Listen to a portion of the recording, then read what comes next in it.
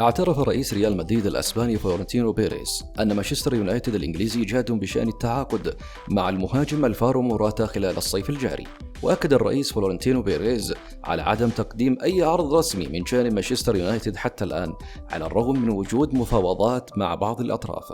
وقال رئيس ريال مدريد: لا أعتقد أننا نتفاوض حاليا مع مانشستر يونايتد، ولكن هذا لا يعني أنه لم تجري محادثات بين بعض الأطراف بشأن موراتا. ويصر بيريز على أنه لم يتم الاتفاق على أي شيء بشأن المبلغ الذي سيدفعه مانشستر يونايتد من أجل الحصول على المهاجم الدولي الأسباني هذا الصيف.